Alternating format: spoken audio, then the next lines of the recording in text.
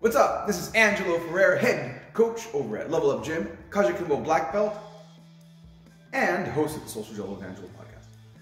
Thanks for checking out this video. Does jiu-jitsu work for knife defense and combatives? Now, before we start the following drill, I'm just going to mention a little bit of backstory where this drill came from. I want to give a big shout out to GM Ron Esteller, part of the Gaylord method. This was actually a cross training we did in Okayama, Japan with John Hojlo, who comes from a different method of Kajukenbo than I do. I come from the Abad method. I'm not going to go too long into the story here about the lineages. But I will say that Ron Esteller used to do security. And while doing security, one day he witnessed a stabbing. And the way it worked were two guys were going at it. They ended up grappling and rolling on the ground.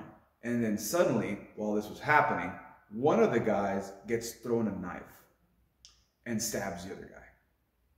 This gave Ron the idea that, hey, when you're grappling in a setting where there's no rules and someone has a knife, things can drastically change. So that being said, he came up with this drill. The drill is pretty simple.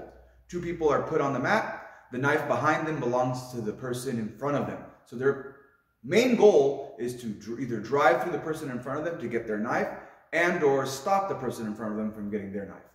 Once the knife is into play, the knife can be taken away, grappled out, and then it's anybody's knife. So let's see what happens. So here we have Saga-san, who is one of my students, his blue belts, David, who immediately grabs a knife. There, done. It only took a few seconds for that to happen, right? Next we have Shinji, who is one of my black belts, going up against one of John Hojlo's Okayama Kajukenbo orange belts. Shinji is pretty big. Nice little judo drop there. And he drags him over. Shinji's dragging him over. He's using some judo there. Oh, now he's in the mount.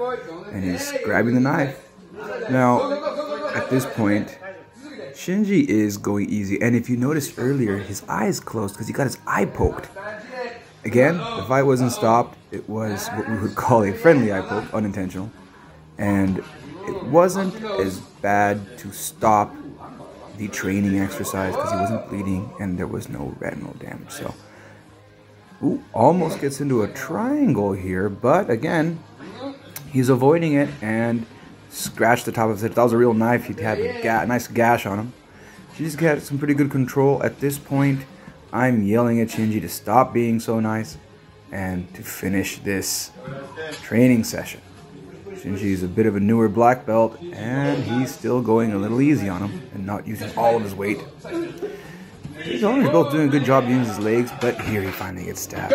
And next, finally, me against David.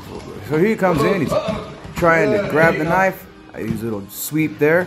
I don't have complete control, and he still has my leg under. So back in the close guard, I'm watching to grab his arm to make sure his arm that's at the knife doesn't get me. Now he's going for the knife, but I have a Kimura hold to make sure that knife doesn't come and poke me while we're doing that. Get it from the back, not tapping, so I disarm into some stabs to the liver. All right, so there you have it. As you can see, some people chose to drive right through. Some people chose to not drive right through. In my case, I had a shoulder impingement. I had an injury, so I decided to play it safe and control my opponent as much as I could until I can take the knife away from them. Using a Kimura, right? And they weren't tapping with the Kimura, so we went back to the idea, well, the main goal is to take the knife and stab it. Now, there's some things we need to unpack here. First of all, maybe some of you are watching this and like, what's going on? Was that jiu-jitsu? Was it what's happening here? As I mentioned earlier, I do Kajukenbo. At the end of this video, you can see a What is Kajukenbo podcast with me and UFC coach John Hackelman, also a Kajukenbo black belt, and Ron Esteller, the one who came up with this whole drill. So you can kind of get an idea what this is. So the idea is that jiu-jitsu, Kajukenbo is an acronym, jiu-jitsu. I personally like to do Brazilian jiu-jitsu. Now, for my training modality, I do maybe 90% open hand training, 10% combatives. I don't spend a lot of time working with knives. Now, Hojlo, on the other hand, his school and, like I said earlier, his instructor, Ron Esteller, they do a lot of knife work. So, you know, I'm not trying to say that what it is you should do. I just want to let you know where I'm coming from. So me was doing 10% of knife work. I probably do a drill like this maybe 2 times, 3 times a year. So it's up to you how you want to look at this. But what I do want to say is I'm going to end this video with a quote from jiu-jitsu black belt and also Kajukenbo black belt. Notice the trend here.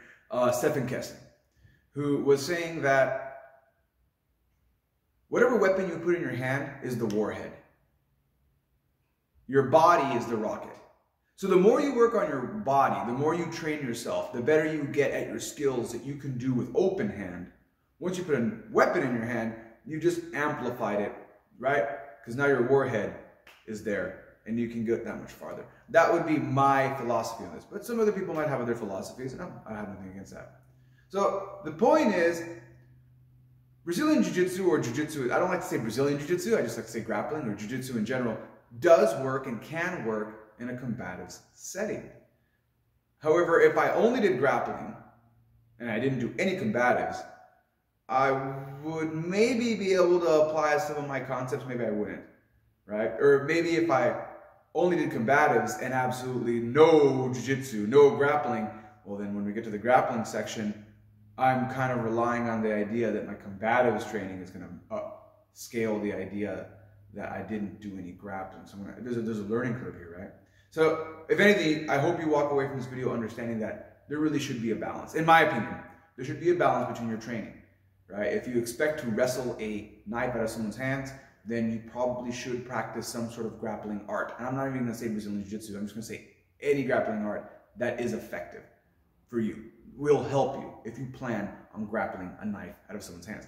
Now, again, I think it's important. Right now in the community, it's been said that maybe this kind of training is useless. It's known as, what is it?